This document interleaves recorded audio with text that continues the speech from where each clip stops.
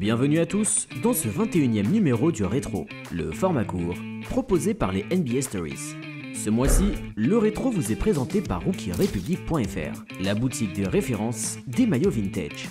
N'hésitez pas à visiter Rookie Republic pour découvrir leurs nouveautés, comme les maillots de Rachid Wallace de la saison 2003-2004 ou Walt Frazier de la saison 1969-1970. Et pour faire plaisir à vous-même ou à vos proches, obtenez 10% de réduction en utilisant le code promo LERETRO10. C'est à Cleveland que débute notre aventure dans les années 1990. Malgré s'être principalement distinguée par la médiocrité dans son histoire, la franchise locale des Cavaliers s'était imposée comme l'une des meilleures de la conférence Est du début de la décennie. Dans leur effectif d'alors, les deux têtes d'affiche Brad Daugherty et Mark Price. Malheureusement, l'équipe de l'Ohio se fit éliminer 3 années consécutivement par les Chicago Bulls d'un Michael Jordan héroïque. En perte de vitesse, les Cavaliers descendirent petit à petit en bas de leur conférence. Oui, les années à succès semblaient bien loin à l'aube du nouveau millénaire. De 1998 à 2003, l'équipe ne fit ainsi jamais mieux qu'une 11e place de sa conférence. En 2003 justement, les Cavaliers finirent leur saison avec un atroce bilan fait de 65 défaites pour 17 victoires. Mais cela n'importait guère les fans de la franchise, qui n'étaient pas mécontents de la voir perdre. Pourquoi ? Simplement car un jeune prodige lycéen originaire de la région avait inscrit son nom à la draft 2003. Un jeune prodige du nom de LeBron James. L'histoire, vous la connaissez sûrement. Les Cavaliers obtinrent le premier choix de la draft, qu'ils utilisèrent bien évidemment pour choisir James. Le jeune joueur déclencha alors un phénomène populaire et se fit vite attribuer le surnom de l'élu, lui qui était censé redorer le blason des Cavaliers. I hope I can put a lot of smiles back on the people's faces in Cleveland. You know, the baseball team is going through a transition right now, and the basketball team, the football team is really starting to kick in now, and I hope, the basketball team, y'all gonna be excited about coming to the game. Malgré toute la communication autour de James, les joueurs de Cleveland n'étaient eux pas du tout impressionnés par leur jeune nouveau coéquipier. We have better players than him in his position already on our team, bro. I don't think you can really just bring a high school player in and really just think your team gonna really turn around like that. Si LeBron James confirma bien les espoirs placés en lui sur les parquets, les Cavaliers obtinrent encore des résultats très moyens lors des premières saisons du King. Il fallut finalement attendre 2006 pour voir Cleveland retrouver les playoffs, qui ne quitteront plus pendant 5 ans. Durant ces 5 saisons, les Cavaliers parvinrent à atteindre 4 demi-finales et une finale, toutes perdues. Cela fut symptomatique de la franchise de l'Ohio, qui était incapable d'entourer LeBron James efficacement. 7 ans après son arrivée dans la Grande Ligue, le King était conscient que sa légende ne pouvait s'écrire qu'à travers des lignes dans son palmarès. Un dilemme se présenta alors à James.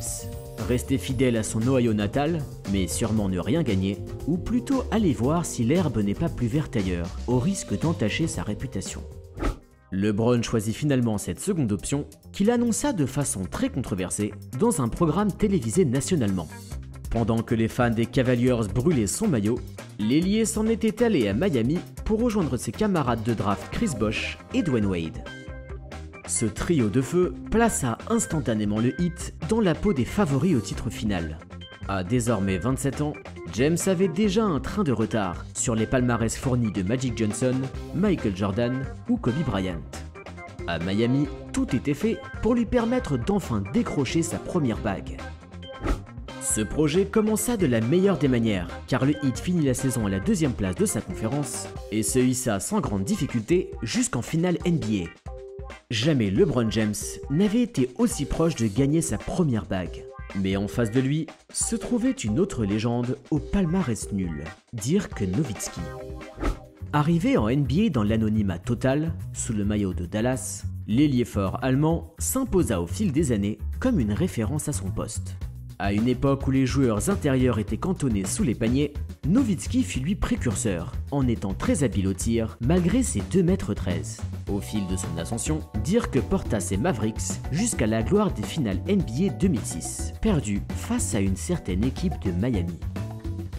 Vous l'avez donc compris, ces finales 2011 étaient l'heure de la revanche de Nowitzki face à son ancien bourreau, et celle de LeBron James face aux critiques.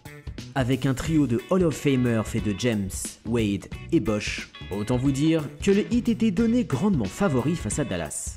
Autour de Nowitzki, les Mavericks ne comptaient aucune réelle superstar dans leur prime, mais une tripotée de joueurs talentueux d'expérience comme Tyson Chandler, Caron Butler, Jason Kidd et Terry, ou encore Shawn Marion.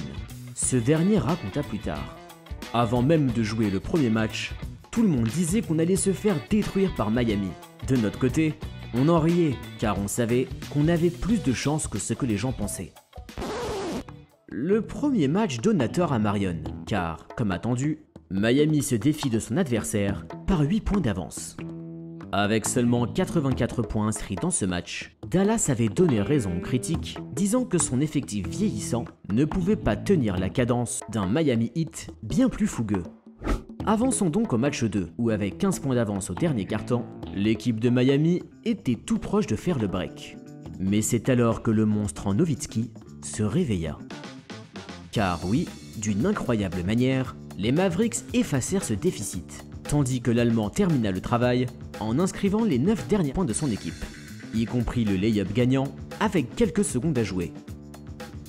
Ce comeback époustouflant détruisit l'aura d'invincibilité du Heat. Et même si les Mavericks perdirent le match 3 à domicile, l'équipe se montra bien plus accrocheuse que prévu. C'est alors que le coach de Dallas, Rick Carlisle, fut l'architecte de l'un des plus grands upsets de l'histoire des playoffs NBA. Oui, les grandes équipes de vedettes n'ont pas toutes réussi à aller jusqu'au bout. Citons l'effectif All-Star des Lakers en 2004, surpris face aux Corias Pistons, comme nous l'avions raconté dans le précédent numéro, ou encore les Bullets 1975, balayés face à des Warriors, loin d'être favoris. Pour inscrire le nom de son équipe dans cette liste d'upsets légendaire, Carlisle savait que la clé de la victoire serait la défense. Le coach inséra le rusé JJ Barea dans le 5 de départ avant le match 4 pour augmenter la vitesse de jeu de son équipe. De l'autre côté du terrain, il déploya une défense de zone qui étouffa complètement l'équipe de Miami et tempérait aussi les lacunes défensives de Dirk Nowitzki. Le résultat de ce match 4 en est une victoire étriquée, mais surtout un muselage total de LeBron James. L'ailier n'inscrivit que 8 minuscules points avec des pourcentages catastrophiques. Cette somptueuse victoire déchaîna les Texans, qui, plus que jamais, voulaient donner tort aux critiques. Avec un LeBron James encore une fois en dedans, Miami perdit la 5e rencontre par 9 points, et son adversaire n'était donc qu'à une seule petite victoire du titre. De retour devant leur public de Floride, il était impensable d'imaginer le Heat de LeBron James ne pas égaliser la série. Et pourtant, malgré une avance rapide de 10 points, le Heat se fit étouffer par la défense de Dallas. De l'autre côté, Jason Terry était incandescent et enquilla les points face à des Floridiens déboussolés. Avec 2 minutes 30 à jouer, Nowitzki permit à son équipe de prendre 10 points d'avance. Un avantage que son équipe ne laissa jamais tomber. Et voilà que l'équipe de Dallas rentra dans les livres d'histoire en éliminant 4-2 une équipe pourtant truffée de talents individuels. Oui, mais voilà, le basketball est un sport d'équipe, et à ce petit jeu, c'est bien Dallas qui a eu le dernier mot. Soudés, concentrés et incroyablement combatifs, les hommes de Rick Carlisle créèrent un exploit retentissant qui émailla grandement la réputation de LeBron James. Car ne nous mentons pas, LeBron James a bien choqué dans ses finales, et les fans des Cavaliers étaient aux anges de voir leur ancienne idole mordre la poussière. Pour dire que Nowitzki, ce titre gagné fut ô combien important pour assurer son héritage comme l'un des plus grands ailiers forts de l'histoire. I still really can't believe it. We worked so hard and so long for it. The team has been unbelievable, riding through ups and downs and always staying together and working, and I still can't even believe it. Du côté de LeBron James, il fallut finalement attendre une année supplémentaire avant d'enfin goûter aux joies d'un titre de champion en battant le jeune Thunder. It's about damn time. It's about damn time. Si le King remporta finalement 2 titres avec Miami, ce fut cependant celui gagné de façon magistrale lors de son retour à Cleveland en 2016 qui lui permit de réellement écrire sa légende.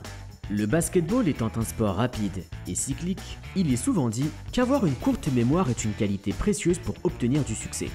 Tandis que d'autres joueurs auraient été détruits mentalement par un tel échec, LeBron James s'était lui remis au travail pour revenir plus fort après la désillusion face à Dallas. Il faut aussi dire que l'ailier connaît la pression depuis son plus jeune âge et que cette dernière ne l'a jamais effrayé. There's no pressure. There's no pressure at all. I've been getting pressure since I was 10 years old. I don't think there's no pressure for me because I'm doing something that I love to do, and that's play the game of basketball. Rendons à César ce qui appartient à César, en concluant ce rétro en louant les Dallas Mavericks. Comme quoi, réunir les étoiles n'est pas synonyme d'un meilleur horizon. Comme disait Saint-Exupéry, parfois les yeux sont aveugles, on ne voit bien qu'avec le cœur.